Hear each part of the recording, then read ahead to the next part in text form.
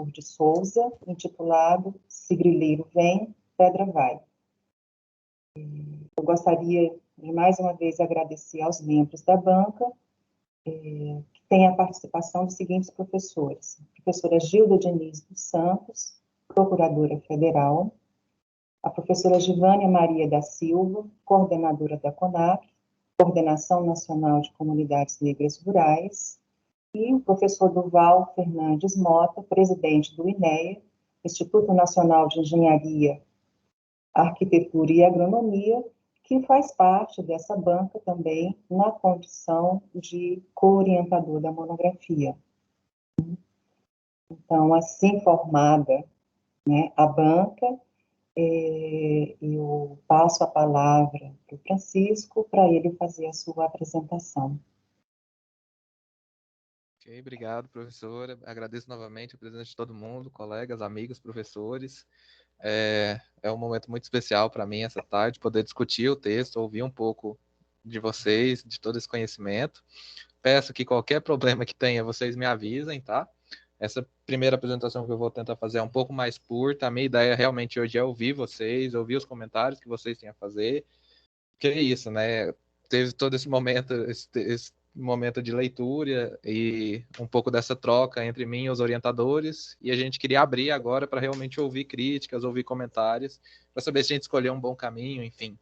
Então eu vou começar, como a professora Cristine já disse, né, meu texto é Se o Grileiro Vem, Pedra Vai, e eu preparei uma apresentação bem curta, né, falando um pouco de cada capítulo do texto e da minha trajetória, né, para concretizar essa monografia, tá ok? Então, resumo da apresentação, vou falar um pouquinho da introdução e de todos os capítulos.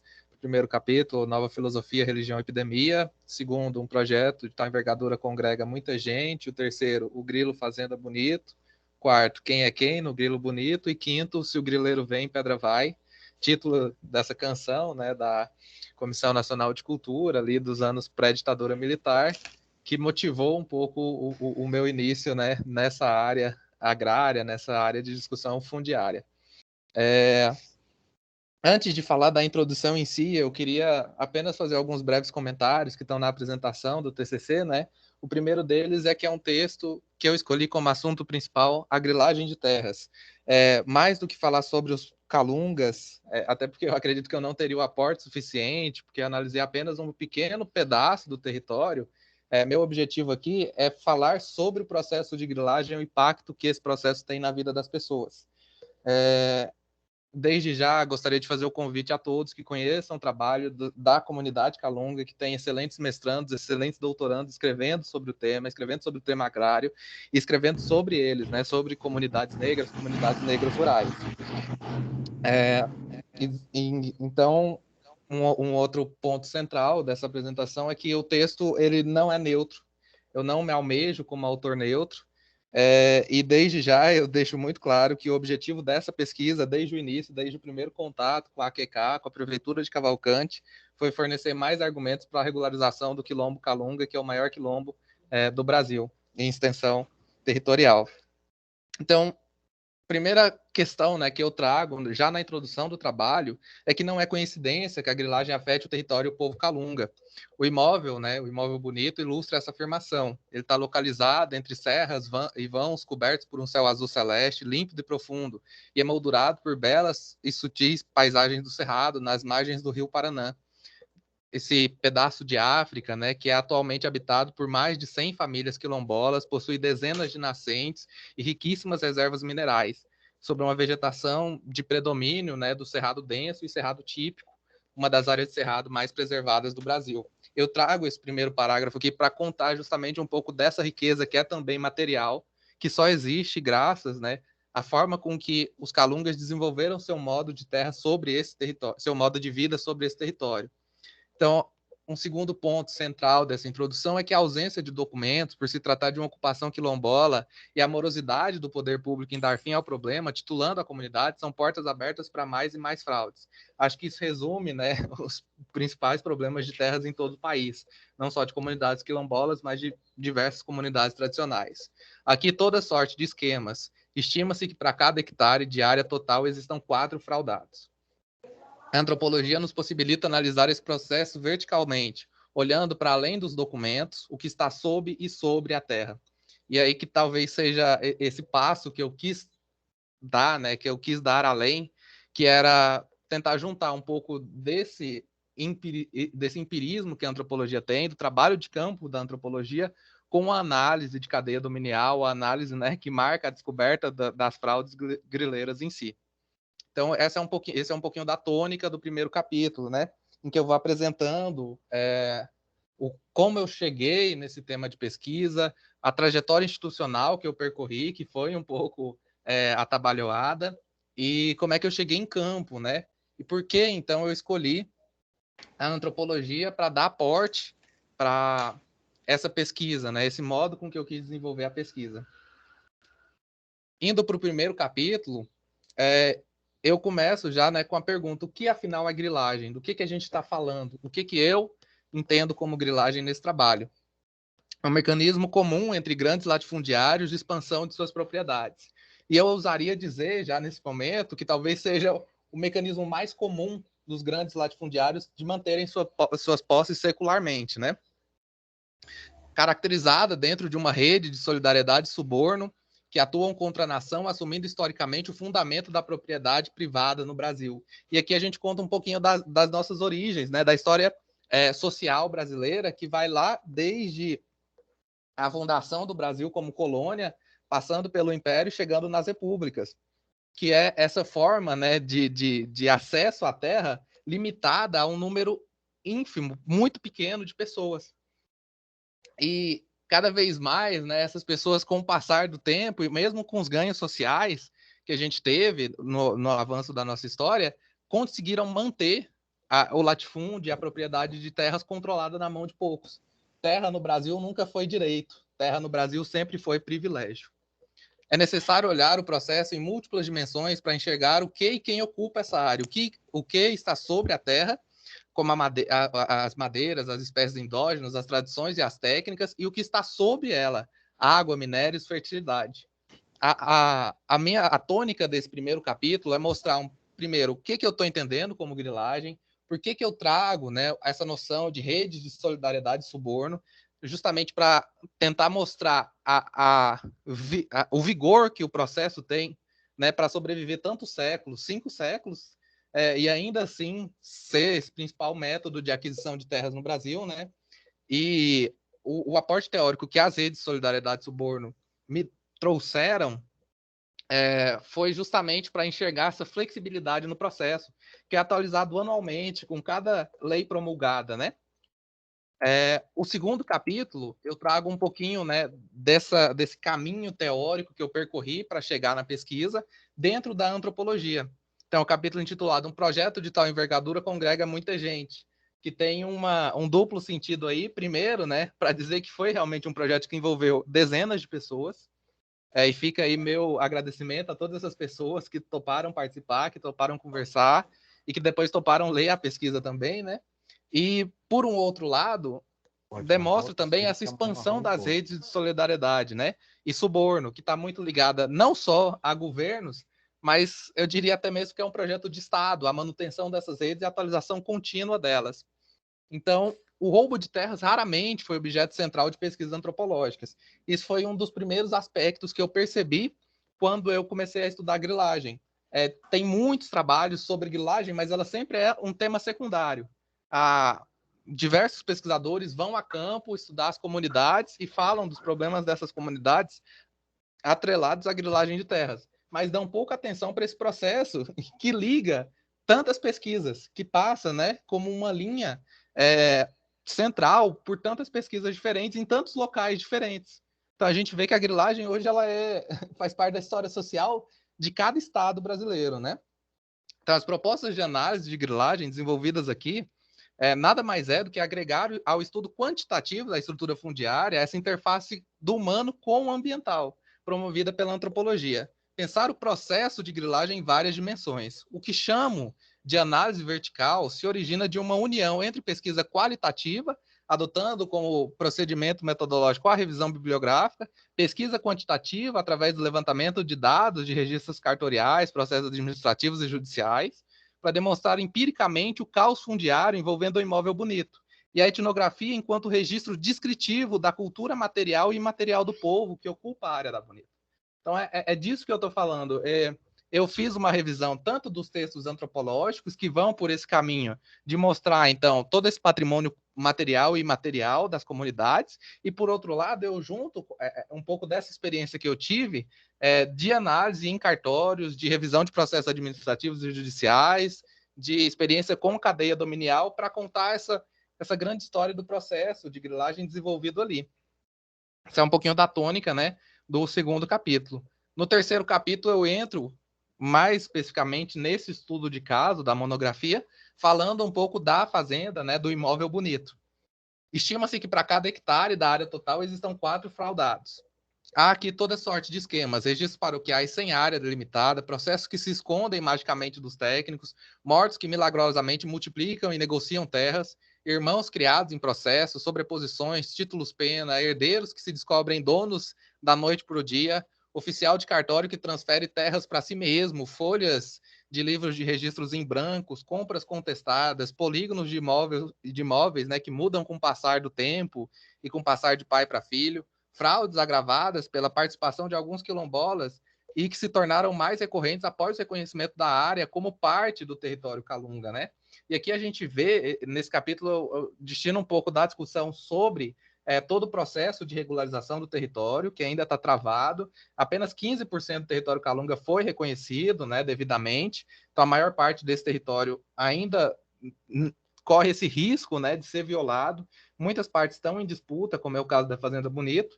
E quando a gente vai analisar o que está por trás dessas disputas, a gente vê que a gente está tratando de uma disputa abstrata, porque a documentação é muito frágil.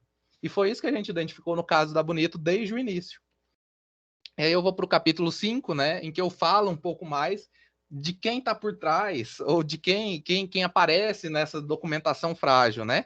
E eu trago essa frase maravilhosa da Luzlene, que é uma técnica do cartório, né? E que ela disse na entrevista: chegou de caminhonete, bem vestido, veio tratar da Bonito. Eu acho que dá a tônica, né, de quem está brigando, quem está grilando terras no Brasil. Hoje, Juvelan e as empresas do Grupo Dinâmica, com títulos ligados à transcrição 2636, se enfrentam na justiça pela propriedade das terras, sem possibilidade de conciliação pela sobreposição dos imóveis. E aqui, ao longo desse capítulo, eu vou expondo os motivos pelos quais a gente precisa duvidar dessa documentação, que tanto o Juvelan quanto o Grupo Dinâmica partem. O Juvelan vai buscar lá nos registros paroquiais um passado que é meio mitificado da família dele, e que quando a gente para analisar, pode ser completamente questionado. Desde o nome nos registros paroquiais até as datas e depois essas transmissões que vão ocorrendo com o passar dos anos podem ser facilmente contestadas. Nada ali é muito certo. Então, por exemplo, a Joaquina Martinha, que seria essa primeira compradora do imóvel, existem vários registros paroquiais dentro dos processos em que o nome dela muda. As datas não batem. Então, assim, muitas vezes tem um título que foi passado muitos anos à frente do que seria possível, né? Enfim, está ligado a outros parentes que não tem nada a ver, ou tem parentes que nem mesmo que seriam herdeiros, mas que em momento nenhum aparecem nos processos. Uma única pessoa negocia pela família inteira, e isso vai passando, e depois essas pessoas que se sentem lesadas entram na justiça para contestar. E isso é um pouco dessa tônica do primeiro grupo, que é do Juvelan, que é um grupo muito combativo, né? No mês de agosto, que foi quando a gente iniciou essa pesquisa com mais força ainda, mesmo a campo, o Juvelan tinha pessoas, né, ligadas ao Juvelan, tinham executado a invasão do território, por isso a urgência, né? E aí, quando a gente chega lá, a gente vê, encontra pessoas, e eu conto um pouquinho dessa história, que, na verdade, são também vítimas desse processo, né? O próprio caseiro do Juvelan, o Juarez, ele era uma pessoa extremamente simples, só que ele foi treinado de tal forma que as respostas dele coincidiam com as respostas desses grandes proprietários, do advogado do Juvelan, que a gente também entrevistou, enfim. E aí, na verdade, a gente vê que na ponta, né, as pessoas que mais sofrem com esse processo, tanto do lado do grileiro como do lado das comunidades, partem de um mesmo núcleo socioeconômico, né? E assim, e no final elas são as maiores prejudicadas. Tanto no caso do grileiro, que quem vai ser preso, quem vai acabar preso é o Juarez, tanto do lado das comunidades tradicionais, que estão com a vida em risco ali nesse ambiente de constante medo, né, de constante terror. Então, apesar de conhecer os dois casos, eu não saberia quem está certo ou menos errado. Deixo esse julgamento para o leitor. Fato é que no meio dessa confusão estão os Calunga, né, brigando pela manutenção de seu modo de vida e indiretamente pela conservação do cerrado. E aí, no último capítulo, já encerrando minha apresentação, para ficar dentro dos 15 minutos, eu trago, né, um pouco mais desse refrão, dessa música que deu a tônica do trabalho, né, que é: se o grileiro vem, pedra vai, de cima deste morro ninguém sai. Ao grileiro nós vamos resistir, todo o povo daqui vai descer, uma ordem geral vai partir, que é botar o grileiro para correr. Que eu acho que é um pouco, né, dá um pouco da tônica da história da própria comunidade Calunga, que tem resistido há séculos a essas invasões, e talvez na sua origem até mesmo ao abandono, né? Porque um último trabalho, que está inclusive em anexo nessa pesquisa que eu fiz com o Durval, a gente verifica que lá, 3 séculos atrás, Cavalcante foi abandonada, com a população escrava vivendo ali, a população escrava doente foi deixada para morrer. Então, essas pessoas são abandonadas, séculos depois, pessoas ligadas a esses primeiros proprietários voltam para querer dizer que a terra é deles. Entende? Essa nuance, isso me indignou bastante ao longo do trabalho, né? E aí aqui eu trago, ao longo dessa monografia, vimos que o que está sob e sobre o território, os interesses que esses elementos mobilizam e os riscos aos quais estão expostos. O modo de vida calungo, o cerrado nativo, a água, os minérios. Vimos como a rede engloba novos elementos, gerando novas articulações, como CAR e alguns quilombolas. Vimos a grilagem no cotidiano das pessoas, filhos abandonados, ameaças, a mudança de vida com 50 mil, né, da venda das benfeitorias, etc. Resta dizer, sem sombra de dúvidas, que a grilagem é um instrumento de poder não apenas do grileiro, mas do Estado, para além de governos, dada a continuidade da fraude, que só, no caso em análise, ultrapassa 80 anos sem solução definitiva. O atraso e a omissão aparecem como formas de acobertar, incentivar e encampar a grilagem, possibilitando que mais e mais elementos sejam integrados à rede. E aqui o meu convite, né, com o qual eu encerro a monografia, é justamente esse, para que a gente não esqueça o tema da grilagem e não deixe de discutir esse tema. Eu só queria contar um último caso para encerrar, que lá no início, esse caso ficou de fora da monografia, mas quando eu escolhi o tema da grilagem, eu fui conversar com uma senhora do Ministério Público de Goiás, e ela me disse que não existia mais grilagem em Goiás. Ela falou: não, mas isso não existe. Se você quer pesquisar grilagem, você vai ter que olhar os documentos da década de 60, de 50, isso já não existe mais. E aí a gente vê, né, vai a campo e encontra um caso como esse. Então, eu queria encerrar com isso. Muito obrigado novamente à banca, a Versilene, que não pôde estar presente, mas com quem eu vou compartilhar posteriormente essa gravação. Professora Gilda e professora Givânia, como disse, é uma honra enorme ter vocês aqui. Aos meus orientadores, né, professora Cristina e Durval, e aos convidados, amigos e familiares que estão aqui, colegas pesquisadores interessados no tema, né, pela presença. Eu sei que sábado à tarde não é um dia fácil, mas foi quando a gente conseguiu conciliar todos esses horários, tá?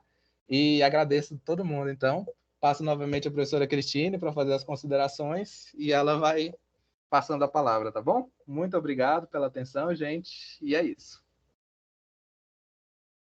Obrigada, Chico, pela sua apresentação, né? Eu acho que ela é importante para quem não leu o trabalho, né? Conhecer um pouco o desenho geral do que você fez. E, então, sem mais demora, eu gostaria de passar a palavra para a professora Gilda Diniz, né? Para que ela pudesse, então, fazer as suas considerações. De antemão, já agradeço pelas palavras.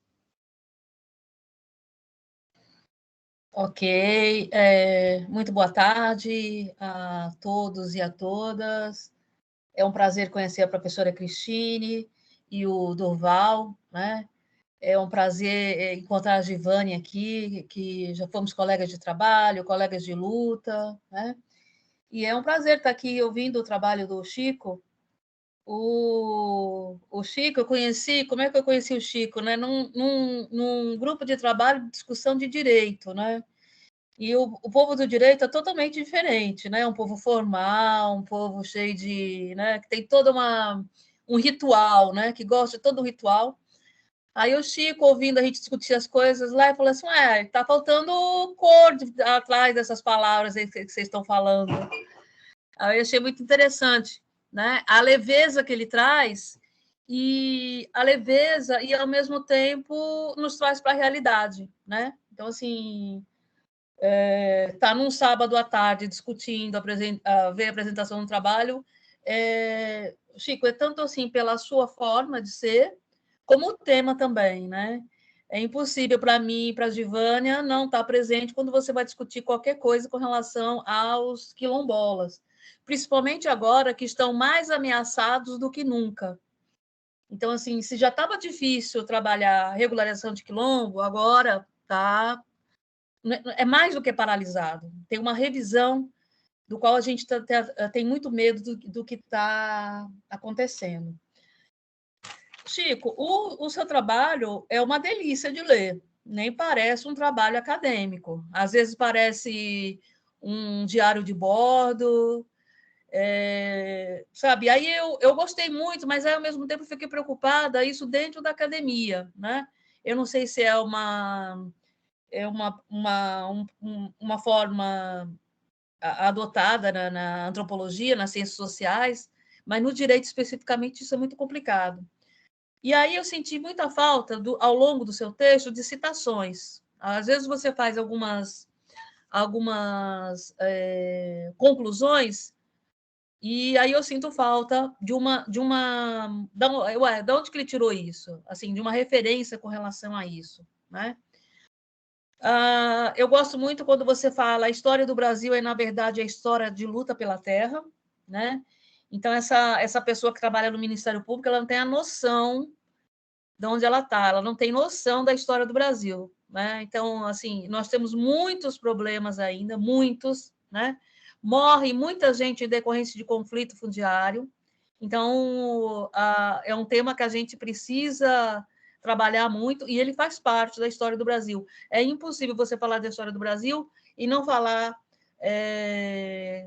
sobre a questão da história dessa luta, né, que hoje está tão presente ainda.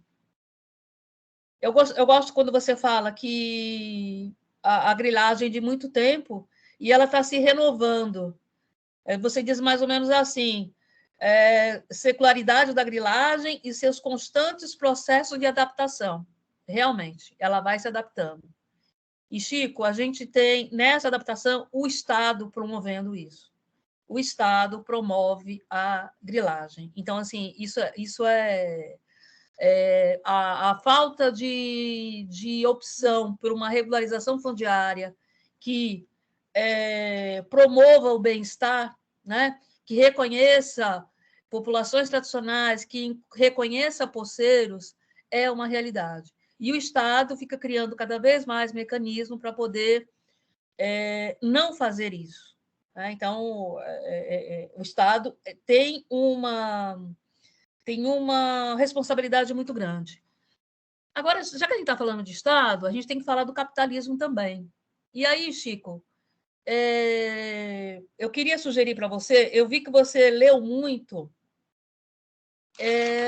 o Ariovaldo Umbelino Oliveira. Eu vi que você leu muito, só que tem um livro interessante que ele fala, é O Modo de Produção Capitalista, é o nome desse livro. Ele não está citado na sua bibliografia. E ele faz uma citação que vocês vão me dar licença, eu vou até ler aqui. Só um minutinho. Está na página 99 desse livro, o Modo de Produção Capitalista, Agricultura e Reforma Agrária. Né? Na página 99, ele diz o seguinte: no capitalismo, a terra transformada também em mercadoria. Esse fato ocorre porque é uma classe que detém a propriedade privada da terra e só permite a sua utilização como meio de produção, arrendada ou não, através da cobrança de um tributo, a renda capitalista da terra. É por isso que, sob o capitalismo, a compra da terra é a compra de renda antecipada, Quando estamos diante da grilagem de terras, este processo revela seu verdadeiro caráter, o caminho gratuito do acesso à terra, do acesso ao direito antecipado de obter o pagamento de renda, sem mesmo ter sequer pago para poder auferi-la. Então, esse texto do Ariovaldo Umbelino, acho que é um ponto importante no seu trabalho também, depois você dá uma olhada. E ele bem claro com relação a isso. A quem favorece a grilagem, né? E a grilagem nunca é quem está na terra. Eu gostaria muito de perguntar a cada grileiro: você tem terra? Então vamos lá na sua terra. Me mostra onde é a sua terra. Né? Certamente ninguém ia saber. Né? A gente conhece casos de grilagem no estado de Rondônia, de artistas da Rede Globo, né, grandes artistas, que têm terra lá em Rondônia, que foram agraciados com terra, nunca pisaram no pé no estado de Rondônia. Então, assim, o grileiro ele não tem nenhuma relação com a terra, né? Ele está beneficiado por um sistema capitalista, né? E de forma antecipada, sem auferir nada com relação à terra. Chico, uma outra coisa que eu acho assim que está faltando no trabalho, que você vai estar passando às vezes você, num dado momento você vai traçando um histórico sobre a grilagem. Você vai citando a legislação, inclusive. Você fala da lei de terras de 1850, tal. E eu acho que seria interessante também você citar a Constituição de 1891, que é a primeira Constituição da República, que transferiu as terras da União para os estados, que foi também um mecanismo de tutelar a grilagem. E aí eu peço licença aos seus orientadores para citar, para te sugerir mais um livro também, que é essencial a gente que estuda a questão agrária no Brasil, que é o livro Terra Prometida, uma história da questão agrária no Brasil, da professora Ieda Linhares e Francisco Teixeira. Eles vão falar, assim, de forma objetiva, como a Constituição, a primeira Constituição da República, ou seja, o momento que o Brasil achou que ia se tornar uma nação, pelo contrário, trouxe mais problemas quando passou para os estados, né? E por interessante, você cita uma pessoa que trabalha no Ministério Público que diz que no estado de Goiás não tem grilagem. Né? Então, é porque realmente não conhece a história do Brasil.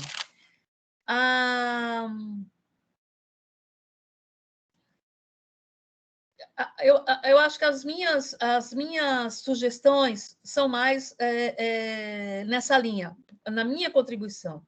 A antropologia, para mim, está sendo assim uma boa uma boa leitura hoje em dia. A antropologia, principalmente a releitura, está me trazendo muitos aconchegos, digamos assim, né? Para poder reconhecer comunidades, entender essas comunidades, a sua relação com a terra, e o seu texto é muito legal com relação a isso, né? Ora, por trás de tudo isso tem pessoas, né? E a gente do direito, Chica, e assim eu falo bem à vontade, porque eu sou do direito, trabalho com isso, a gente se esquece disso o tempo todo. A gente está preocupado com o título de propriedade, para quem pertence esse título, né? E a gente esquece que por trás daquilo tem pessoas, né? E assim, e só essa lida diária é que faz a gente ver isso, né? A tua surpresa foi a minha surpresa. Eu fiz um curso de direito, eu nunca soube que havia conflito no Brasil. Eu só fui aprender sobre conflito quando eu fui trabalhar no INCRA, na Procuradoria do INCRA, que eu fui, né? E olha que eu tive a boa vontade, porque tem colegas que continuam sem ver esse conflito. Então, a gente tem que ter boa vontade também, né? Para poder ver esse problema. Então, assim, tudo que você me traz da antropologia me é muito bem-vindo, né? Ela me ajuda muito, né? Eu gosto muito do seu jeito de escrever, acho que ele combina com você, reflete o que o Chico é, né? E é isso, eu acho que a minha contribuição é essa, né? Eu sinto muito não poder ajudar mais, mas eu acho que você tem toda a condição de fazer outros trabalhos aprofundar esses trabalhos a nível de mestrado ou doutorado vai trazer grandes contribuições. O Brasil, as comunidades quilombolas, né, precisam disso, né, precisam ser vistas. Obrigada. Obrigada, professora Gilda. É muito bom ouvir as suas recomendações. E agora eu gostaria, desculpe, de passar a palavra para a professora Gilvânia.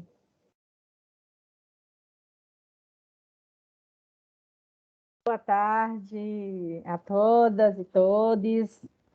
E os todos se sintam já na mesa, porque já estão há muito tempo na mesa. Afinal, os todos sempre estiveram na mesa. Então, agora eu estou convidando todas e todes, porque os todos já estão, então vamos sentar juntos. Agradecer a professora Cristine, ter a oportunidade de encontrar com a Gilda agora, e quero já vou contrariar a Gilda. Eu não sou sua ex-colega de luta, nós não trabalhamos as duas no INCA, mas nós continuamos uma mulher preta, militante, ativista, então nós não saímos da mesma batalha, estamos longe, mas tenho saudade. Professor Durval, que tem um pouco contato, mas acompanhou muito a sua intensidade junto ao povo Calunga, Ibério, e o Chico, nossa, Chico, como te dizer, como te falar hoje desse teu texto, numa semana em que, para mim, foi tão difícil, em função de tudo que a gente vem do nosso contexto, que a gente vem vivendo no Brasil, e a gente fica lutando pela vida dos outros, e aí, quando a gente olha, a gente está tomado também por essa sombra da morte. Semana passada, minha família quase toda com Covid, filho, irmão, cunhado, sobrinha, e eu fiquei no meio desse negócio, estou no meio desse negócio aqui, tentando apoiar, sem poder ir no quilombo ver minha mãe, que minha mãe tem 83 anos, é diabética, hipertensa, tem Alzheimer, sem poder largar a filha e meu irmão, cunhado. Olha, mas está tudo bem, está todo mundo se recuperando. Mas, então, queria te agradecer, Chico, e queria dizer umas coisas, assim, eu marquei seu texto, eu vou te devolver. Minha forma de ler e contribuir é muito assim, eu vou lá no texto, deixo o recadinho, pergunto, porque depois você senta com sua orientadora ou seus orientadores, e aí você decide se é válido ou não. Vou trazer algumas reflexões aqui para garantir o tempo, para dizer que não foi nenhum sacrifício desse trabalho, muito pelo contrário, foi um sopro de esperança. E eu vou dizer por quê. Um sopro de esperança porque seu texto é um texto rebelde, eu gosto. Eu gosto de briga. Eu não gosto de... A gente não me conhece, ela chega a abrir o sorriso, porque ela sabe que eu gosto de briga. Mas eu gosto de briga boa, né? Eu gosto de briga para convencer. E eu acho que a academia também é esse lugar da gente brigar. E eu acho que não é a academia, não é nós que temos que nos adequar à academia. A academia tem que aprender conosco. E essa sua rebeldia me trouxe uma alegria enorme. Então, assim, é claro que tem, eu vou te sugerir no texto também, mas eu acho que o grande desafio para nós começarmos também a falar dessa tão estruturada possibilidade, modo de estruturar as relações, de estruturar as políticas públicas, inclusive a regularização fundiária, ela se baseia no racismo. Né? E quando eu vejo você, um jovem branco, falando com ousadia, e se colocando diante disso, e reconhecendo que a branquitude é um privilégio, para mim, eu estou arrepiada, porque é nisso que eu acredito. Eu acho que o combate ao racismo, ele é isso, ele só vai ter uma sequência se os brancos, as pessoas brancas, se entenderem como parte da sociedade colonizadora e colonial que somos, e não ficar depositando nos negros a tarefa de combater o racismo. E eu acho que o seu texto é isso. O seu texto é um soco no estômago para dizer assim, olha, essa merda tá bichada aqui. Tem coisa aqui que a gente precisa dizer de forma... Talvez eu acho que no seu mestrado, no seu doutorado, eu espero também, né, Gilda? Esperamos estar na banca também, né? De repente a gente vai estar na banca mais à frente, ou não, mas lendo o seu trabalho, com certeza. Você aprofunda algumas coisas que eu vou te sugerir aqui, mas eu estou muito satisfeita com o estilo, assim. Queria só fazer algumas pontuações em relação a isso. Gilda já trouxe, me antecipou aí, eu acho que É preciso a gente reconhecer que é o Estado quem estrutura isso, entendeu? Assim, não dá para a gente... Esses dias eu fiz uma palestra e o povo queria, uma conversa, o título, era a coisa mais importante. Não era o que eu ia falar, mas era o que eu ia dizer, que o povo me pedia toda hora. E eu não sou uma pessoa tão estruturada assim. Eu gosto de falar com leveza, com espontaneidade, eu gosto de brigar, eu gosto de chorar na mesa. Eu gosto não, eu choro na mesa, eu bato. Então, eu sou essa pessoa. Mas era mais importante para eles. Eu falei, tá, então escreve aí. Estamos vivos apesar do Estado. Aí a noite quase caiu. Era o título da minha. Estamos vivos apesar do Estado. Então, assim, ela perguntou de novo, escreveu, professora, o título da sua palestra é Estamos vivos apesar do Estado? Eu digo, querida, estamos vivos apesar do Estado. E aí entrei com esse mote, estamos vivos apesar do Estado. E eu fui tentar dizer por que eu estava afirmando que nós estávamos vivos apesar do Estado. Porque todo movimento que o Estado faz, o Estado brasileiro faz, da sua Constituição violenta, invasiva, invasora, a violência com os movimentos, principalmente os originários, e, segundo nós, pessoas negras, nós estamos vivos apesar do Estado. Porque todo projeto de Estado, principalmente para esses dois grupos, é projeto de morte. E nós estamos dizendo aí que estamos vivos apesar do Estado. Então, eu acho que esse é um mote para a gente conversar em outras coisas, Durval, que nós estamos vivos apesar do Estado.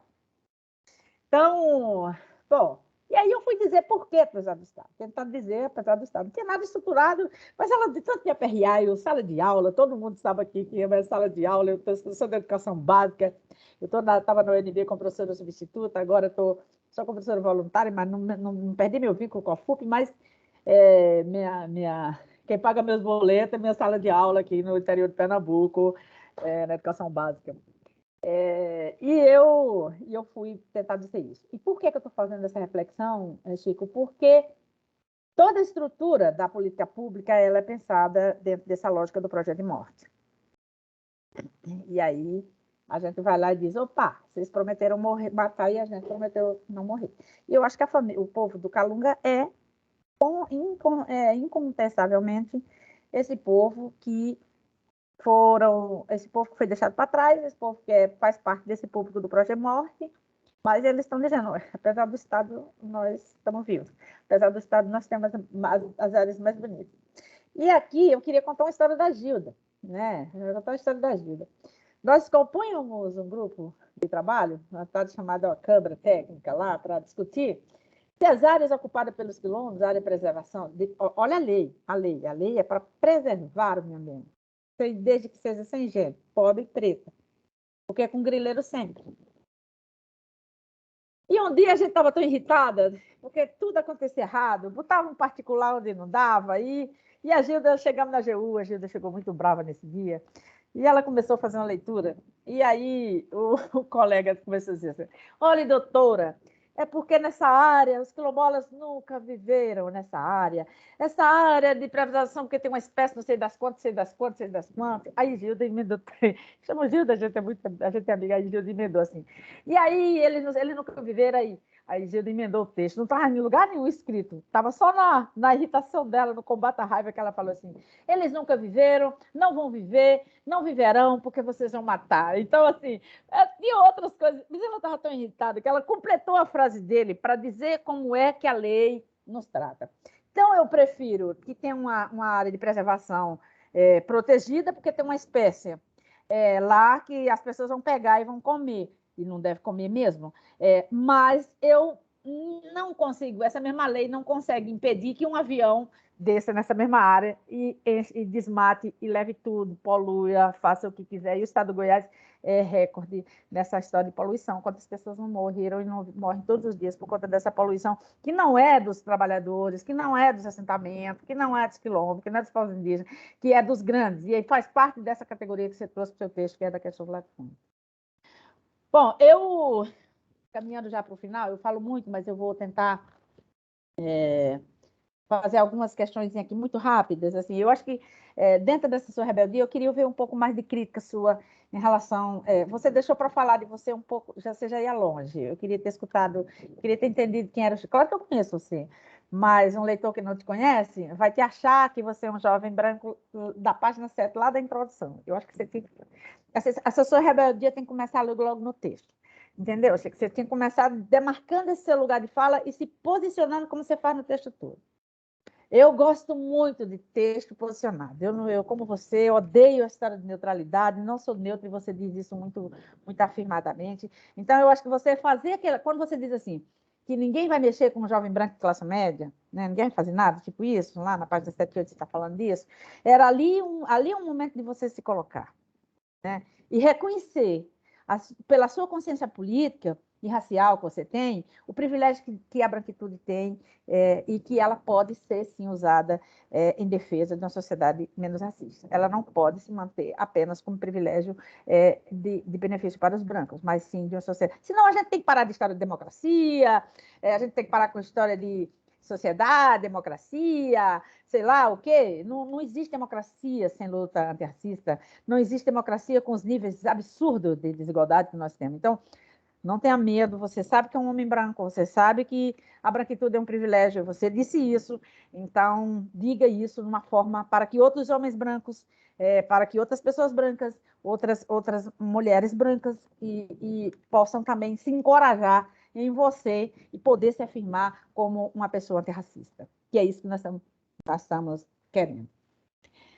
Penso que você trouxe a questão do Estatuto da Terra e tal. Eu queria um pouco mais de crítica, porque a Estatuto da Terra, por exemplo, e a lei, a Constituição, já mencionada pela doutora Gilda, exatamente, se a gente for para o Estatuto da Terra, ainda hoje os movimentos sociais de luta pelo campo, né, Durval, celebram como e temos que defender. O Estatuto da Terra, afinal de contas, é um instrumento importante, mas ele deixou de ver todos os negros deste país. Ele deixou de ver o que o IBGE estima em 5.800 e o que a CONAC diz que é 6.500.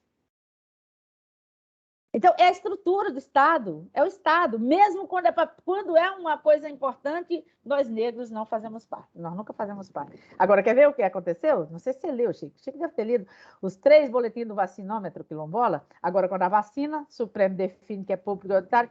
Pronto, aí os prefeitos agora, todos eles queriam saber quem era quilombola. Agora eu quero saber. Não, mas você não é quilombola, não. Mas antes eu não queria nem saber se existia, ele nem existiu.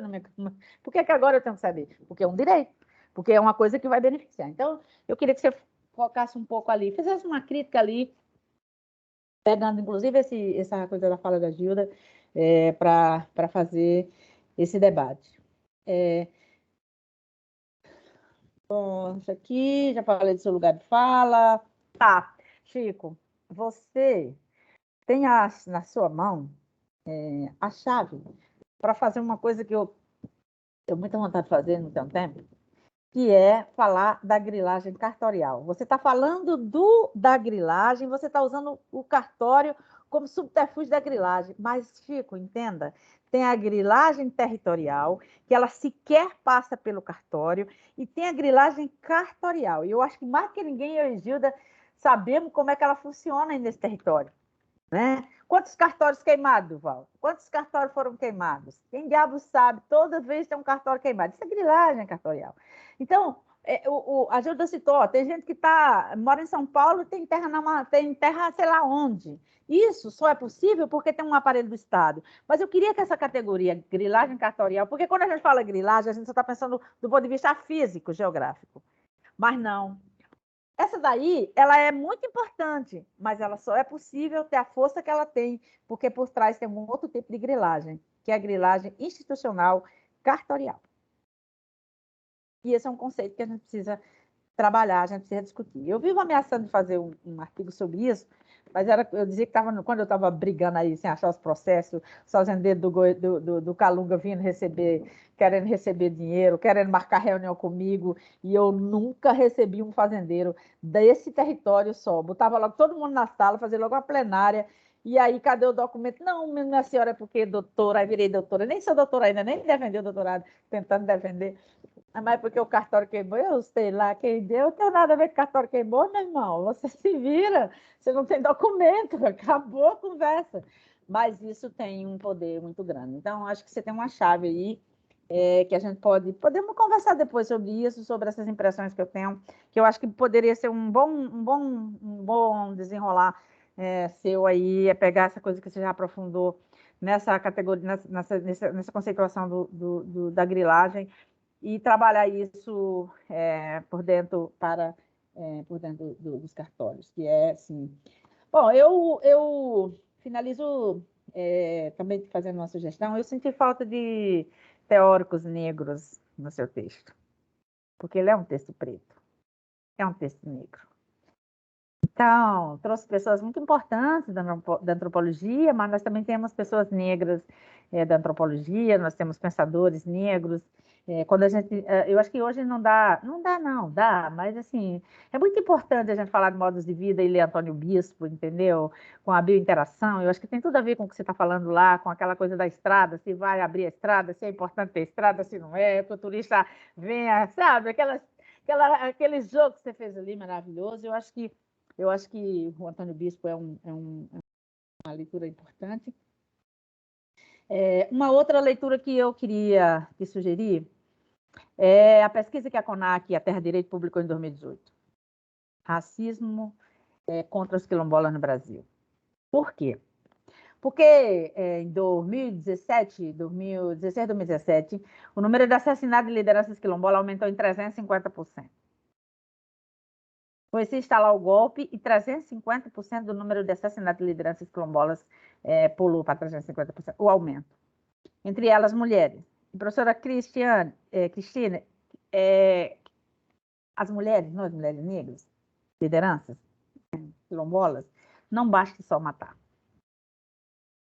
É preciso queimar os corpos, é preciso estuprar, é preciso arrancar parte do seu corpo, é preciso atravessar com 3 ou 4, pelo menos, níveis de crueldade aos nossos corpos.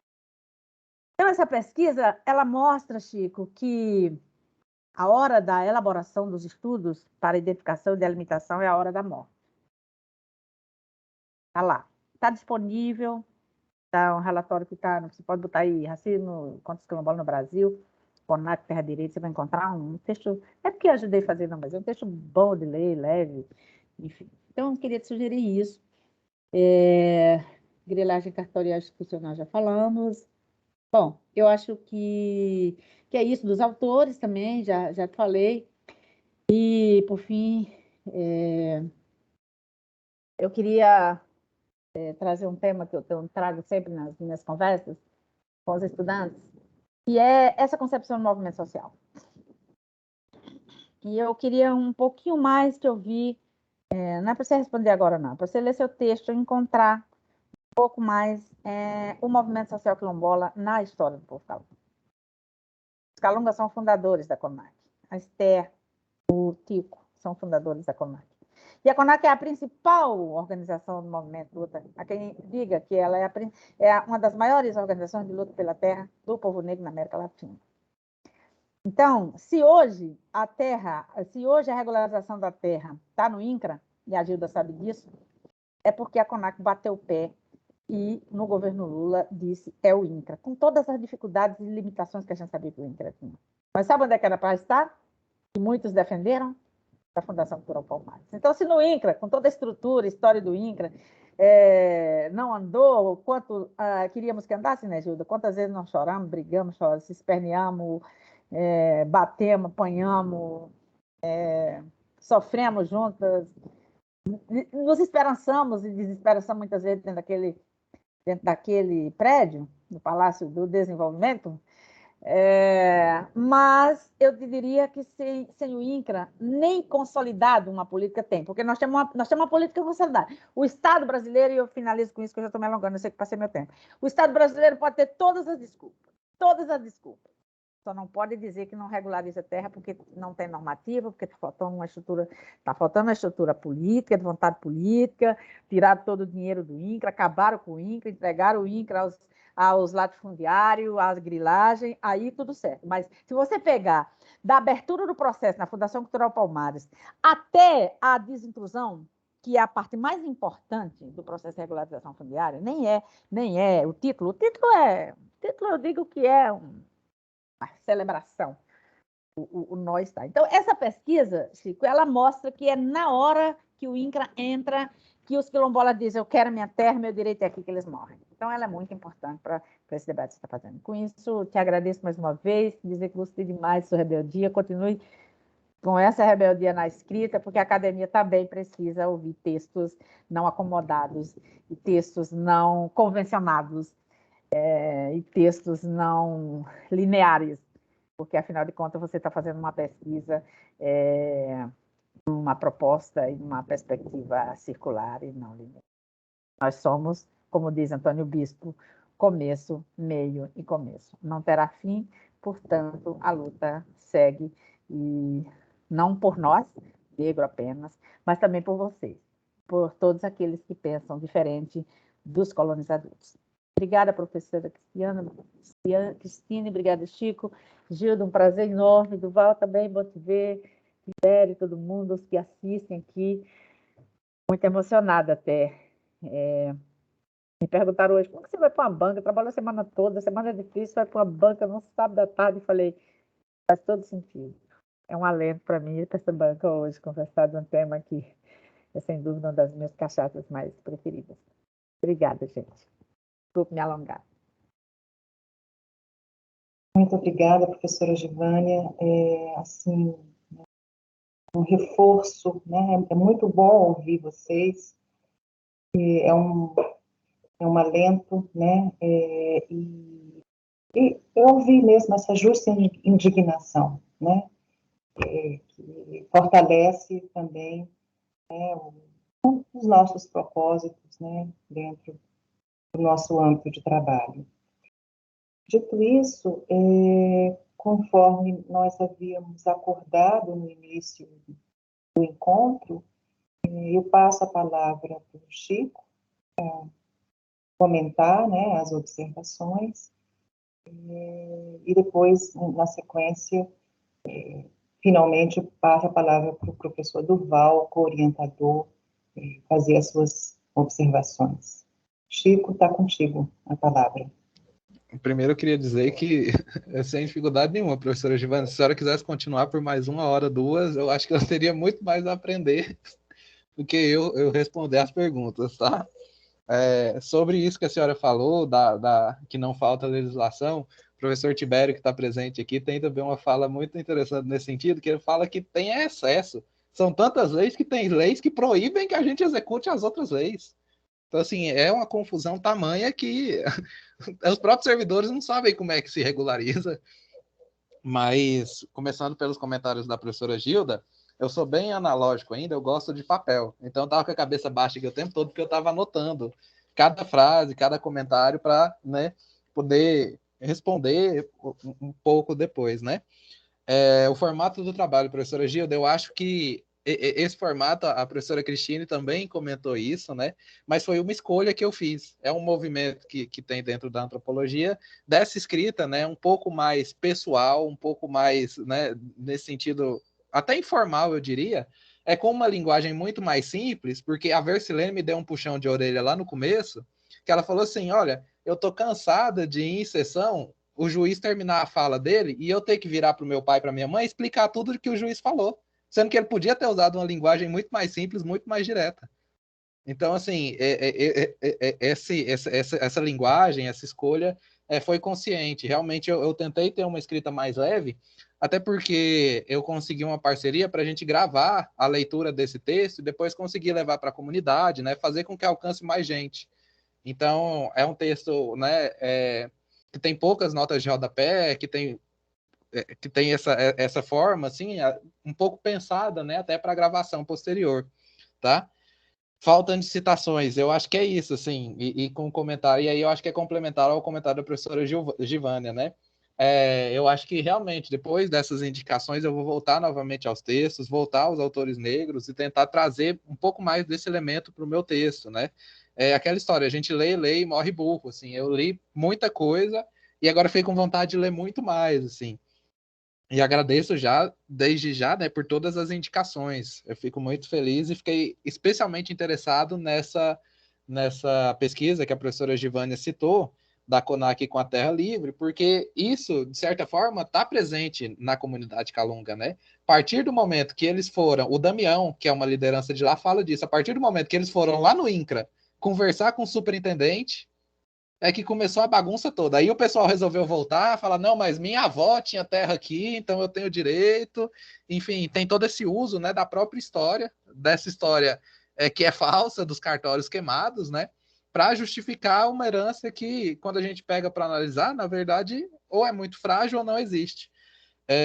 O Estado promove as adaptações da grilagem. Isso, assim, foi a tônica do texto, né, que desde o início, assim, surge essa indignação. Quando eu escuto de uma pessoa de dentro do Ministério Público que não existe mais grilagem em Goiás, eu fiquei assim, não é possível, essa pessoa não lê jornal, essa pessoa, né, tá completamente desconectada da realidade. E eu nem tinha chegado ainda na questão quilombola.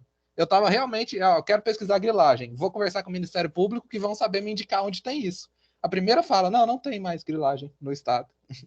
Então, assim, isso me indignou bastante. Deixa eu ver aqui. Vou fazer esse comentário sobre a Constituição de 1891, né? E sobre o Estatuto de Terras também. O Estatuto de Terras, inclusive, o professor.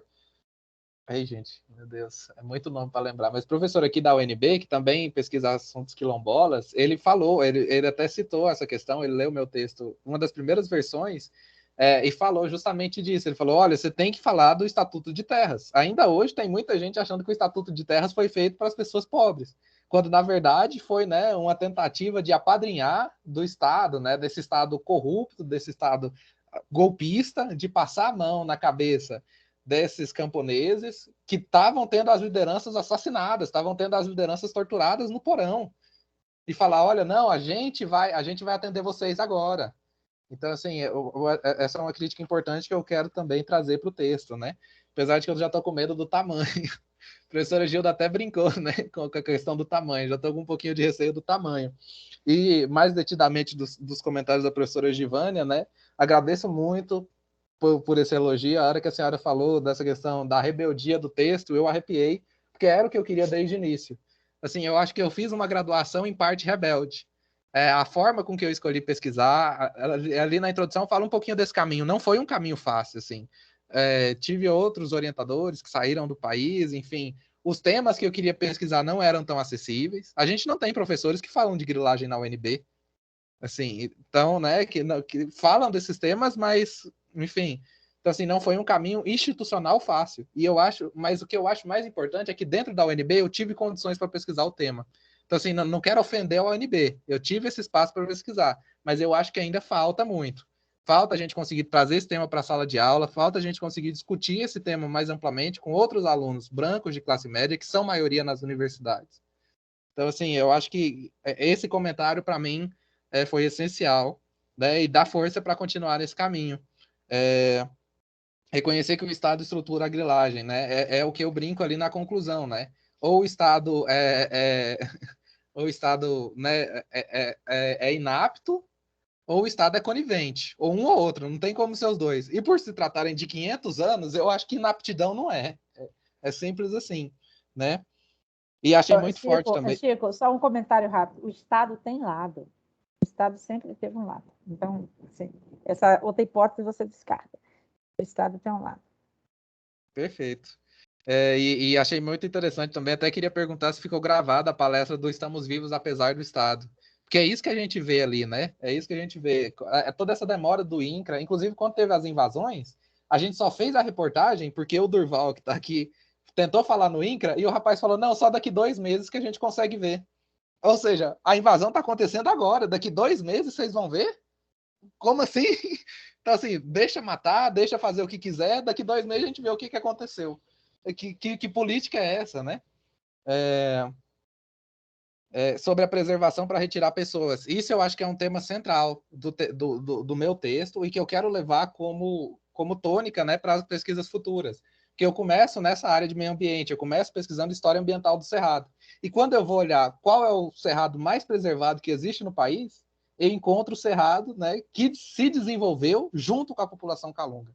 Então, isso é um fator importantíssimo. O cerrado não está preservado porque não tem gente ali, ele está preservado porque a população calunga está lá. Não, é essa a questão. E aí o reconhecimento como TICA é um fator importantíssimo para a gente pensar isso. Aquele cerrado só se encontra da forma com que se encontra. A gente só tem 800 nascentes no território Calunga pelos modos de vida que eles desenvolveram, né? E aí a gente cai naquele exemplo da ONG lá, que foi lá dar palestra para ensinar Calunga a plantar árvore. Ué, que história é essa, gente? Assim, eu acho que é um desconhecimento absoluto de toda a tradição, de toda a cultura daquele povo, né? Crítica em relação a mim, né? A trazer um pouco mais desse privilégio branco. Eu acho que isso é um tema central e a Laísa, que é a minha colega que estava presente, não sei se ainda continua, né? Ela também falou disso. Elora, eu acho que é importantíssimo você se posicionar, né? Talvez até mesmo na apresentação, nos primeiros parágrafos, fala quem você é e por que você quer discutir esse tema. Então, assim, porque é um chamamento, você está colocando, né, de onde você está falando para as pessoas. E então eu vou tentar me aprofundar um pouco mais nisso, né? E aí eu até compartilho um pouco de receio que eu tive, que eu tinha muito receio de escrever e cair naquelas análises superficiais de um pesquisador que vai lá, entrevista 30 pessoas, volta achando que sabe tudo do território Calunga. Fiquei com muito medo disso. Eu falei, olha, gente, eu não estou falando do povo Calunga em si, eu estou falando de um recorte muito específico, de um processo, né? E assim, se vocês querem conhecer mais sobre o povo Calunga, não leiam, não me leiam. Vão ler a Versilene, vão ler o Adão, vão ler os pesquisadores Calungas que nasceram e viveram ali e que estão hoje ocupando os espaços na academia, que é um movimento extremamente necessário, estão escrevendo sobre a sua vida, a construção que eles fizeram, né?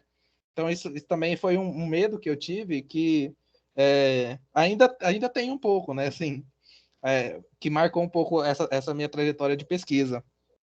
E sobre a grilagem cartorial, realmente, assim, depois que a senhora trouxe esse tema, eu fiquei pensando, né? Tem até um subtítulo ali que é específico para os cartórios, né? Que é esse da Luzlene. E eu acho interessante porque a gente conseguiu entrevistar todos os atuais chefes de cartório de Cavalcante e eles iam contando essa história. O Pedro Ivo, né, que foi convidado também, mas não pôde estar presente, ele me passou um documento de 800 páginas e falou, olha, você quer falar da Bonita? Então toma aqui, ó. Isso aqui é todo o histórico que a gente tem. E ele falou que esse foi um trabalho de formiguinha, que ele foi fazendo aos poucos. Sempre que chegava alguém lá perguntando da Bonito, ele separava aquele documento. E ia separando, ia separando, ia separando. Quando ele viu, eram mais de 200 matrículas, era assim, questões, sabe? É verdadeiro realismo mágico, assim, que a gente não entende. Então, essa história é especialmente interessante ser contada a partir de Cavalcante, que a gente tem acesso a essas pessoas que estavam dentro dos cartórios. Quantos cartórios que não foram queimados, mas que, assim, o dono do cartório é sempre uma mesma família, e quantas fraudes não partem desses cartórios, né? Eu acho que é um tema importantíssimo também, que precisa ser um pouco mais debatido. E aí eu volto no exemplo que a Gilda deu, do dia que a gente se conheceu. Eu estava lá a tarde inteira, a noite inteira, escutando o pessoal falando dos cartórios, a fraude acontece assim dentro do cartório. Ah, tá bom, gente, mas e aí, cadê a carne? Quem está nesses territórios? Cadê a cor dessas pessoas? Porque assim, eu sei que as fraudes acontecem, né? Mas quando a gente joga essa fraude em cima de um território, a gente vê que é o que a professora Givânia falou, é um projeto de Estado. As pessoas que são perseguidas têm cor, têm uma identidade étnica muito bem definida, entende? E eu acho que é isso, assim. E sobre a concepção dos movimentos sociais, essa também foi uma das primeiras críticas que a professora Cristine apontou, e que eu confesso que eu pequei, né? Que ela falou, não, mas fala das lutas, dessa luta institucional dos Calungas, fala dessa luta institucional dos Calungas. Mas como eu tinha um pouquinho de receio de falar dos Calungas, né? Eu fiquei um pezinho atrás nesse sentido, mas vou tentar aprofundar um pouco mais desse tema também. E eu acho que é isso, gente. Para isso, Chico, você pode ler a dissertação da Bárbara. Bárbara, deixa Bárbara eu anotar. Souza. Bárbara Souza. Porque a Bárbara, ela estuda Calunga da graduação, ela é antropóloga, eu brinco com ela que ela é sangue puro, né? Ela é graduada, mestrada e doutorada na antropologia da UNB.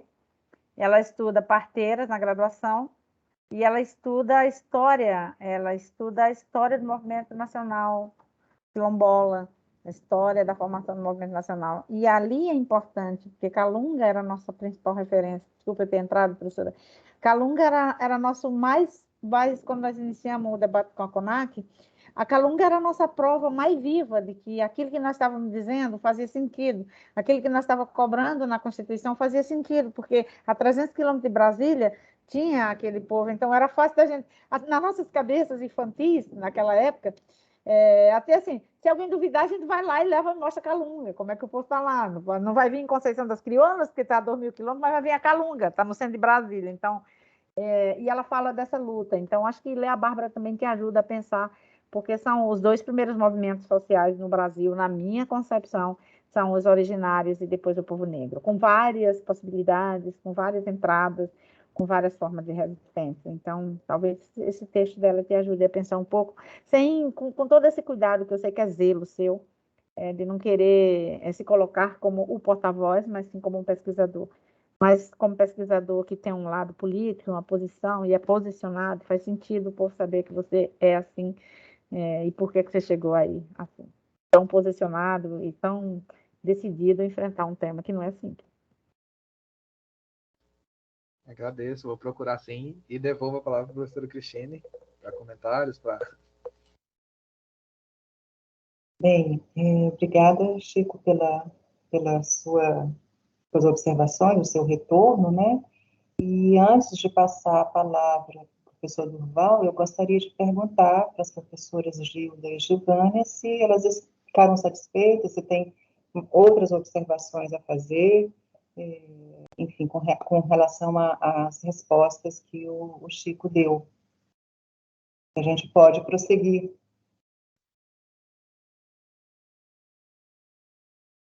Eu estou satisfeita, professora. Está ótimo. Professora Cristine, eu também, até porque eu fui entrando aí no meio, as coisas que eu tinha deixado eu fui trocando, eu estou super satisfeita. Deixa eu só fazer um comentário muito rápido de agradecimento ao pessoal que está comentando aqui no chat. Tá? Todo mundo que veio, novamente eu agradeço, amigos, parentes, familiares, enfim, é um momento muito importante, né? E é uma honra ter vocês aqui. Agradeço a todos os comentários. Eu sei que sábado à tarde é meio difícil, então podem ir, fiquem à vontade, tá? E já agradeço a presença de todo mundo. Certo. Então, eu queria só comentar, Giovânia, que aqui é um espaço de diálogo. Então, sinta-se à vontade, né, para você e os demais membros da banca para, enfim, intervirem quando sentirem que é necessário, né? Essa é uma das vantagens de ser também, né, um espaço informal, que a gente pode, então, usar mais da liberdade, né, da nossa liberdade de fazer as coisas e de falar. Bem, dito isso, eu passo a palavra para o professor Durval, que compõe essa banca na condição, né, de membro da banca, mas também como co-orientador. Então, é um prazer conhecê-lo, Durval, enfim, mesmo que seja dessa forma, né, remota, e, enfim, agradeço também por sua colaboração, por suas indicações para que o trabalho do Chico se torne, né, tenha se tornado melhor ainda. Então, a palavra está contigo. Ok. Uma boa tarde a todos que estão presentes nessa sala, né? E eu quero dizer que eu me sinto honrado com esse título aí que o Francisco falou que eu seria o co-orientador dele. Na realidade, eu não sou professor, eu sou um engenheiro agrônomo e conheço bastante dessa história, da questão fundiária, né? E um belo dia recebo um telefonema do Francisco, me perguntando sobre a história da grilagem lá nos Calungas e tal. Eu digo, Francisco, deixa eu te falar. No momento, eu não tenho muita coisa para te dizer, mas eu vou te passar um processo da discriminatória administrativa de Monte Alegre. Se você estudar ele bem, ele tem 1000 páginas, dá para você perceber nesse processo que houve uma grilagem lá em torno de 10.000 hectares, que envolvia um deputado federal e um grileiro muito violento. Mas se você tiver paciência, daqui uns dias eu vou ter um material muito rico e provavelmente a gente vai... você vai poder se fartar de estudar os documentos que estão dentro de alguns processos que vai dar para você aprofundar o seu estudo sobre a grilagem.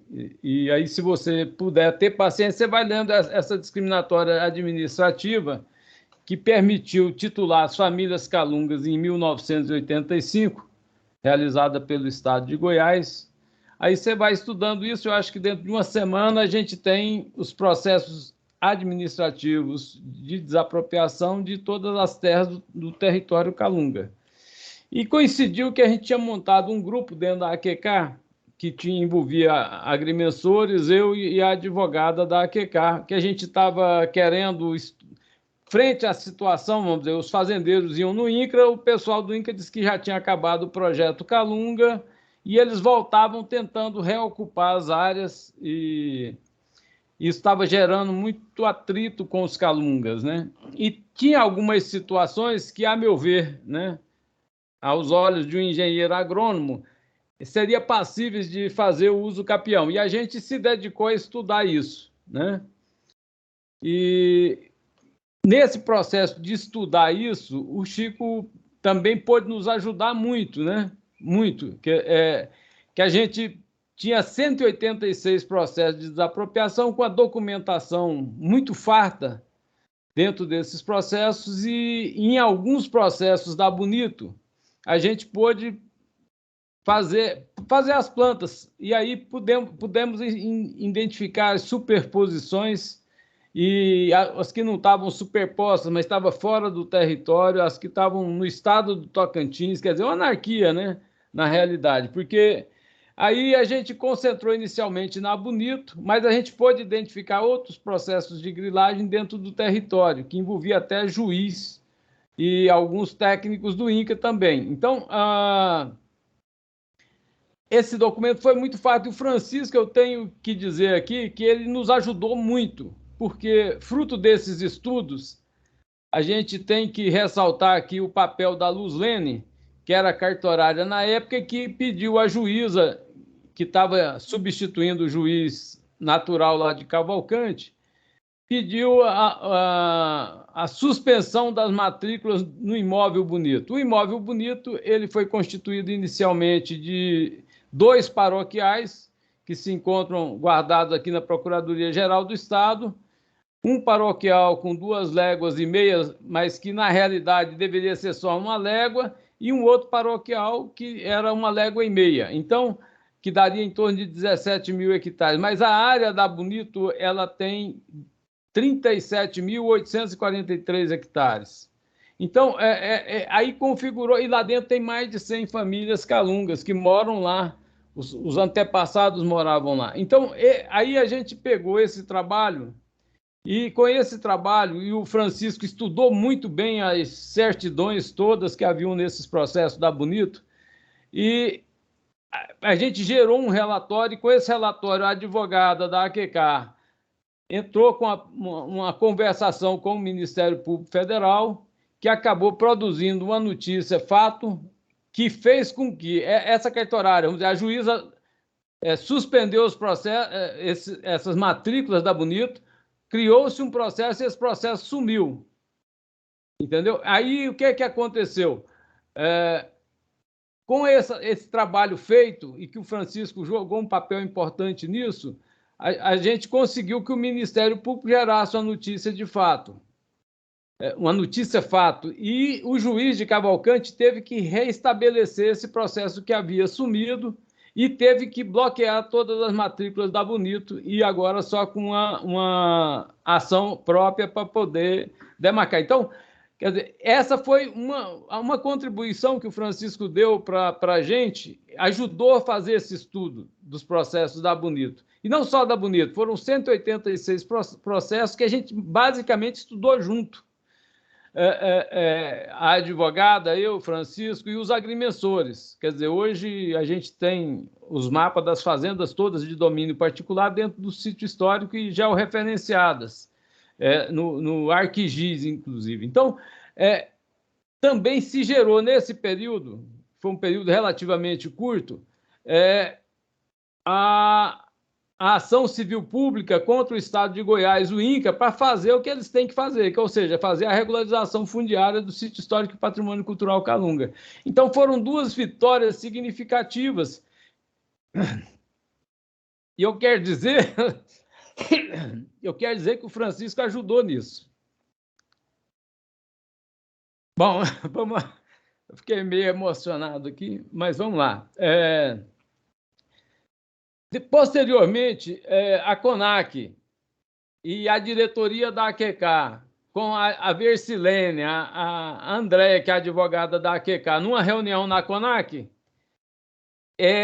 a gente identificou que daria para entrar com uso capião de 7 áreas, inclusive a Bonito.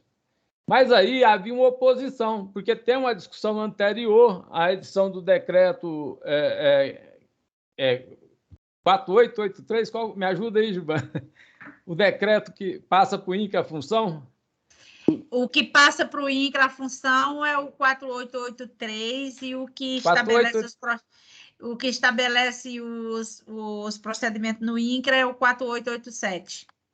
Então, é isso aí. Então, aí a Versilene, a Andréia e o pessoal da CONAC ficou contra entrar com o uso capião por conta dessa discussão anterior à edição dos decretos. Então, eu me senti um pouco derrotado, porque eu consigo fazer uso capião aqui dentro de Goiânia, na área de posse urbana, e a gente tem vitórias. E lá nos Calunga acabou que também os dirigentes lá, com medo da violência, né, principalmente contra o Jorge, que é o presidente da Associação Quilombo Calunga, e contra mim, achou por bem não entrar com os usos capião. Bom, posto isso, mas só que na Bonito, para regularizar, o jeito mais fácil que tem é o uso capião. Por isso, a gente foi lá, eu, Francisco, tentar identificar a ocupação dos Calungas anterior aos 2 paroquiais. E aí a gente foi para dentro da igreja, pegar nos livros da igreja de Cavalcante, Falta e Formosa, para estudar direito. A ocupação dos Calungas foi antes da emissão lá da emissão dos 2 títulos paroquiais, quer dizer, porque aí fica muito mais fácil conseguir o uso capião numa área de 38.700 hectares, 743 hectares, 37.843 hectares. Quer dizer, então, a gente não desistiu do uso capião da Bonito. Está previsto uma assembleia lá no colégio lá do Bonito para discutir esse assunto. Bom, voltando um pouco para as observações da Gilda e da Gilvânia, Francisco, eu acho que você deve seguir isso daí, porque são 2 indicações muito boas. Agora, eu acho que no processo da notícia de fato e em todo aquele procedimento que tem lá dentro daqueles processos de desapropriação e das certidões, dá para você tentar estudar essa história dos cartórios, porque tem o cartório de Planaltina envolvido, de Nova Roma, de Paraná, de Arraias, quer dizer, tem um monte de cartório envolvido na grilagem da Bonito. Se você tiver mais um pouquinho de garra, você consegue aprofundar aí. Inclusive, no processo da notícia de fato, ficou mais claro, né? Porque o procurador ele citou todo mundo, citou a Receita Federal, citou os governos estaduais, Procuradoria, cartório, juiz, todo mundo. Então, você tem um material, se não der para aprofundar muito, seria ir nos cartórios, mas com aquele material ali, de repente, você pode construir uma análise dessa parte, que eu acho que ajudaria a enriquecer, porque o Poder Judiciário está envolvido na história, muito profundamente. Quer dizer, o Corregedor de Justiça de Goiás, eu tenho uma boa relação com ele, marquei uma audiência para mim e para a Andréia, discutir com ele o sumiço do bendito processo lá.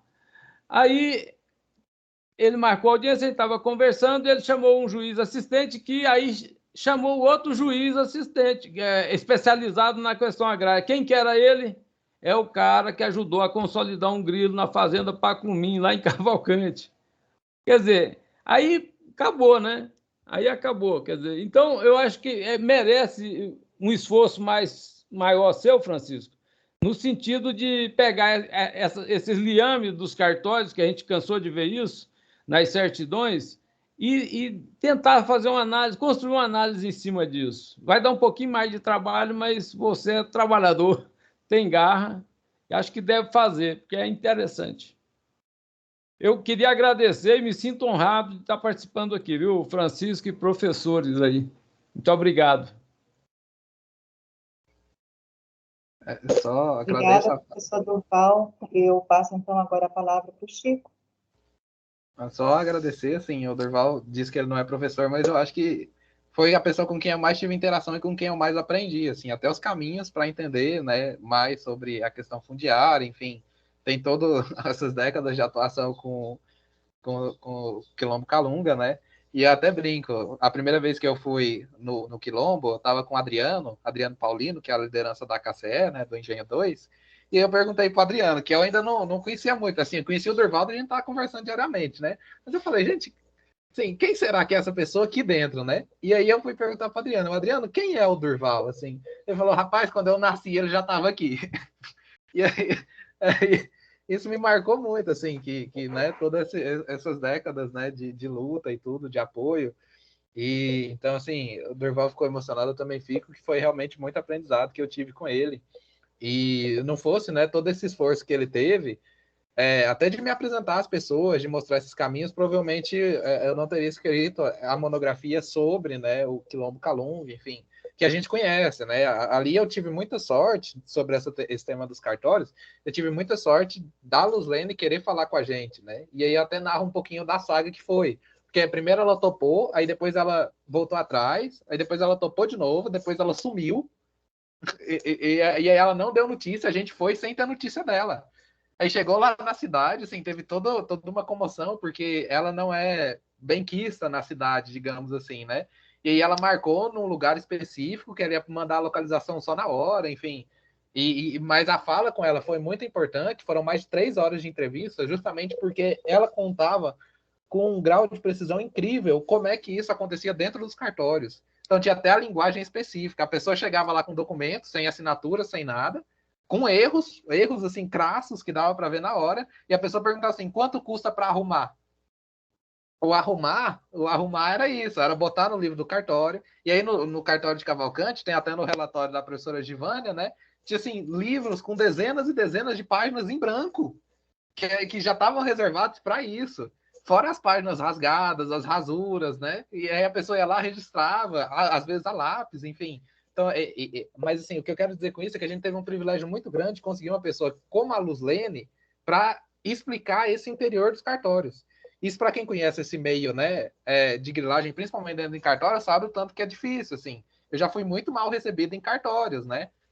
O próprio Pedro Ivo, que é um outro cartorário lá de Cavalcante, a hora que a gente foi conversar com ele, eu falei, não, a gente queria conversar sobre a Fazenda Bonito. Ele falou, não, abre a porta da minha sala ali e pede o pessoal para entrar. Quer dizer, não é uma coisa que dá para falar na frente dos outros, entende? E aí ele começou... Chico, só um minuto. A Luzlene perdeu o cartório por conta da Bonito. Ela era cartorária e perdeu. Eu conto um pouquinho dessa história, né? Assim, ela foi registrada como funcionária pública de uma outra prefeitura, sem saber nem nada, e aí depois chegou só a carta de demissão, avisando, olha, você teve acúmulo de função, enfim, e é isso, né? E aí eu tenho um pouco de receio dessa área em si, porque eu sei da sorte que eu tive de encontrar uma pessoa como a Luzlene, entende? Que estava disposta a falar, enfim. E aí depois a gente mandou até o trabalho para ela, né? Ela mandou um áudio muito bonito para o Durval, ele até me repassou depois, dela ver o que a fala dela, né, conseguiu alcançar com a notícia de fato e tudo mais. Assim, é um tema aberto, que é importante, com certeza, e fica aí, né, um possível caminho para seguir. Novamente, eu só tenho a agradecer, assim, acho que esse momento aqui foi muito importante para mim, até para conseguir voltar agora ao texto, fazer essas adaptações, para conseguir levar algo mais acabado para a comunidade, porque eu vou estar lá na Assembleia, vou apresentar esse estudo que a gente fez, que assim, acho que é importantíssimo dar essa devolutiva, né? E apresentar todo o desenrolar dessa história. E também para ter esse material mais acabado para a gravação, né? Para a conversão disso tudo em áudio, que é uma outra forma de alcançar mais e mais pessoas, e uma das motivações para estar promovendo esse evento. E dito isso, assim, só tenho a agradecer novamente todo mundo que tira. Oi. Assim, também para você não ficar pesado com a ideia da grilagem cartorial, eu acho que a sugestão que o Durval deu agora, ela pode ser a melhor aproveitada nesse momento, mas eu acho que esse tema é tão rico, Chico, que cabe depois, que você fechar esse processo, você se debruçar, e aí a gente pode conversar sobre isso, porque eu tenho vários relatos de tentativa de conversa com, sabe, desde pegar dinheiro do meu orçamento na política de regularização, para fortalecer, quando diziam que era dinheiro, por isso que as coisas não andavam, e eu tentava botar servidor lá, mas depois eu fui entendendo, Duval, que não era isso, a questão não era uma mão de obra qualquer que servia ali. Não, o documento está parado porque não tem o documento tal, não tem quem faça, é só uma pessoa só. Né? Aí, então, deixa eu destacar uma pessoa para lá. Vem, fulano, vai para Cavalcante. Aí chegava lá, não dava certo. Aí foi que eu fui entendendo que o negócio era muito diferente. Não era qualquer mão de obra que servia ali. E as pessoas, quando iam, elas voltavam muito assustadas. Desde os livros sumirem, as páginas em branco, os números não sequenciados, e a tudo que você puder imaginar. Então, eu penso que você pode seguir essa sugestão do Valde, buscar isso, mas talvez o que eu estou pensando o que eu penso para você é muito maior que você escrever um artigo científico sobre isso, para que isso seja lido para o caso de Bonito, mas que isso seja uma conceituação dessa categoria, conceituar o que nós estamos falando de grilagem, como é que a grilagem, você fala da grilagem em muitas dimensões, mas eu acho que essa do cartório, velho, ela tem uma coisa que eu, sinceramente, queria muito ter estrutura ainda para estudar isso, para entender, porque tem um negócio ali, tem muitos códigos. Quantas vezes eu marquei para ir para Cavalcante, para aqueles cartórios, chegava lá, uma desgraça tinha acontecido. A mãe de alguém tinha morrido, a avó tinha se suicidado, tinha pulado de um pé de abóbora, alguma coisa tinha acontecido.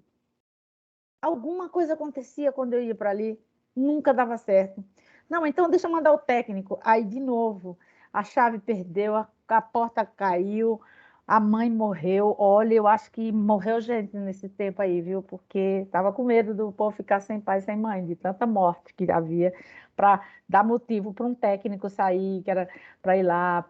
Não, aí depois isso deu outra ideia. Não, então vamos fazer um acordo técnico com a prefeitura. Aí piorou, também não deu. Aí não. Enfim, então é daí que eu acho que a grilagem cartorial é uma categoria central naquele processo. E ela não é ali, não. Se você chegar no Maranhão, se você chegar no Brasil, esse fenômeno da Bonito está presente. Digo isso porque fiquei 6 anos, né, Gilda, no INCRA ali dá para muita coisa. Gilda tem mais experiência que eu sobre isso, mas eu ficava na ponta, né? Eu ficava vendo, tentando fazer com que o documento chegasse na Gilda. E a Gilda recebeu o documento depois que passava por uma camada. Eu estava na ponta aqui da camada tentando fazer chegar nela, mas não chegava. E pô, o direito que é o papel, né? E que papel que o povo morreu, gente. O povo morreu, o cartão queimou. Ai, gente, é muita emoção. Assim, eu estou aqui me sentindo há 6 anos, 7 anos atrás, assim, muita coisa na minha cabeça que eu não lembrava mais. E o seu texto, Chico, me trouxe essa memória. Se de um lado é a memória de eu ter testemunhado isso, e eu não sei quando outra mulher quilombola vai ter a mesma inserção que eu tive, mas por outro lado tem uma memória de dor também, né? Memória de dor, da mulher ativista, quilombola, fundadora do movimento, ajudou a construir a política e depois vai para a gestão da política e não consegue fazer andar porque a mãe da dona do cartório morreu, porque o pai do senador adoeceu. Das mais esdrúxulas notícias a gente tinha para desencadear o não olhar sobre aqueles cartórios. Ali é terrível. Desculpa, gente, eu me empolgo e eu vivi isso de perto, então, assim, os sabores e 10 sabores.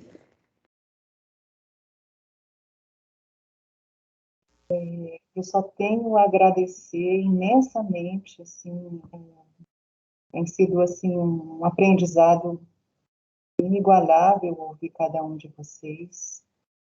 Eu gostaria de dizer que quando o Chico chegou até mim, né, em busca de um orientador, eu fiquei muito, muito feliz, inclusive comentei na nossa equipe de pesquisa, como esse tema, que é um tema difícil, um tema árduo, né, mas é um tema sumamente necessário, importante, né, como vocês mencionaram, né, o Estado brasileiro que promove a grilagem, né, não é à toa, porque ele foi constituído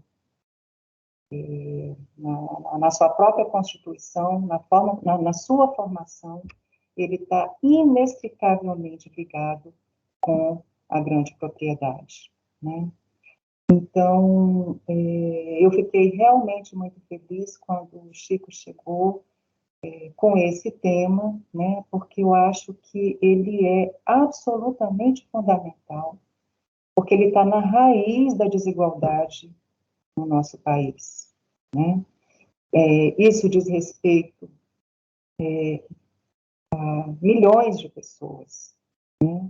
Isso diz respeito às populações originárias no Brasil, à população quilombola, mas também a uma infinidade de pessoas sem terra, né? Eu trabalhei com o movimento sem terra, né? Então, porque eu entendo, né, a questão agrária, a questão de uma reforma agrária, ela é fundamental para a gente redimensionar, né, reconstruir o nosso país, porque realmente o nosso país precisa ser reconstruído, né? Enfim, queria dizer que eu anotei as observações que todas vocês fizeram, as indicações bibliográficas, né? Agradecer mais uma vez pela participação de vocês, pela presença de vocês nesse sábado, pelo aprendizado, né, que eu também tive hoje, e por essa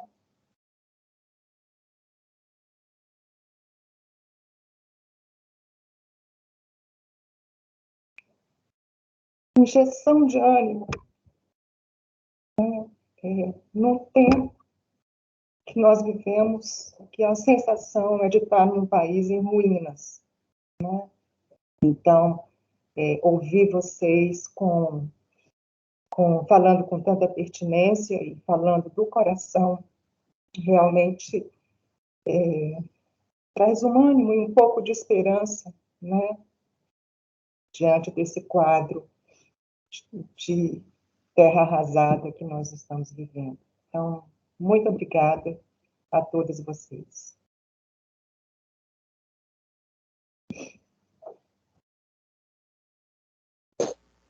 Gente, isso não foi trabalho, isso foi uma confluência de energia, de pensamentos, um encontro de pessoas que querem ver um Brasil melhor, né? Que merece um Brasil, né? A gente merece esse Brasil, né? Apesar de tudo, a gente está aqui vivo, a gente está aqui lutando, a gente está aqui acreditando, né? Porque a gente acredita. E se não fosse essa força, a gente não estava aqui, já tinha sucumbido. Então, eu fico muito contente do seu trabalho, Chico, trazer tudo isso. Preste atenção em tudo que você trouxe, né? Você trouxe emoção, você trouxe envolvimento. Então, por trás de tudo, tem muita gente. Obrigada. Eu agradeço muito a participação, de poder participar desse momento. Então, enfim, obrigada, Gilda. Então, sendo assim, eu posso considerar, né, enfim, formalmente encerrado esse momento. E desejo uma ótima luta para todos. Tchau, gente. Muito obrigada, minha gente. Muito obrigada. Bom final de semana para todas nós. E professora Givânia, vamos fazer o artigo acontecer, hein? Peraí, Chico, peraí. Givânia, eu vou te mandar um mapa lá de Monte Alegre. Eu vou mandar via Versilene, tá bom? Tá bom, pode me Fechou. mandar, Durval. E professora Givânia, vamos fazer o artigo acontecer, hein? Bora, vamos fazer, vamos conversar. Eu acho que você já tem muita coisa aí e que a gente pode somar para fazer. Eu acho que é um artigo conceitual. Você tem a chave aí para conceituar com o brilho que você faz e com a rebeldia, essa história que parece que não é vista, que a gente está pensando no físico e tem outro lugar que manda no físico, no geográfico.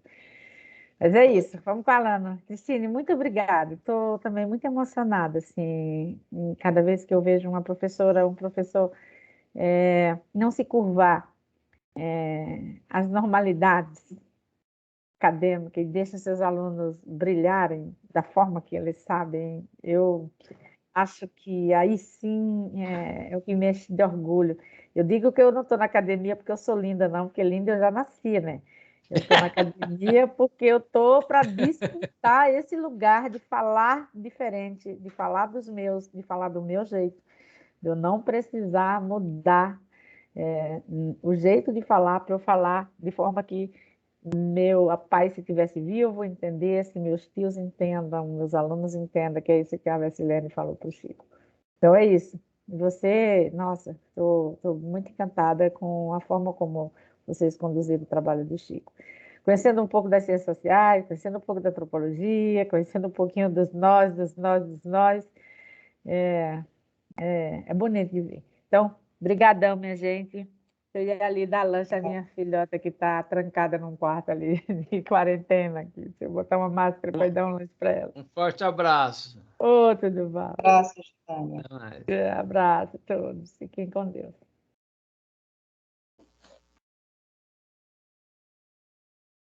Então é isso, professora. Agradeço novamente a senhora por ter essa disposição, né, de me acompanhar nesse momento. Eu sei que eu não sou orientando mais fácil e que, né, tem todos esses embates e tudo mais, mas assim, depois dessa experiência, eu até fiquei tentado, até ia se enfim, convidar alguém, mas para às vezes escrever um pouco do que foi essa experiência de estar aqui nessa pseudo qualificação, né? Assim, para agregar ao texto mesmo, eu acho que foi um momento, né, muito particular, muito bonito mesmo, né? E que eu aprendi bastante, enfim. Estou até meio sem palavras para escrever, para digerir ainda, né? E muito feliz com a forma com que o texto foi lido, foi comentado, foi aceito, né? Até algumas críticas, né, principalmente a de formato, eu acho que a senhora já tinha até comentado comigo, né? Na verdade, não são críticas, é uma percepção do que eu queria ter feito, né? E que bom que a senhora me permitiu, né, seguir por esse caminho. Então, só agradecer mesmo e desejar uma excelente tarde. Pois é, Chico, você tem aí muitas sugestões, né? Eu acredito que algumas delas, elas demandariam, na verdade, um investimento de pesquisa, né? E eu acho maior e na verdade, assim, eu acho que como esse não é um projeto só para monografia, né? Eu acho que algumas das sugestões, elas merecem, né, um tempo de dedicação e um amadurecimento seu mesmo, né, enquanto intelectual, para poder fazer. Então, assim, acho que você tem aqui indicações de um projeto de longo prazo, né, para o mestrado e para o doutorado. Enfim, é isso. Então, vou me despedir, desejar para a senhora um bom final de semana e a gente vai conversando. Bom, um Tá abraço. certo. Outro. Tchau.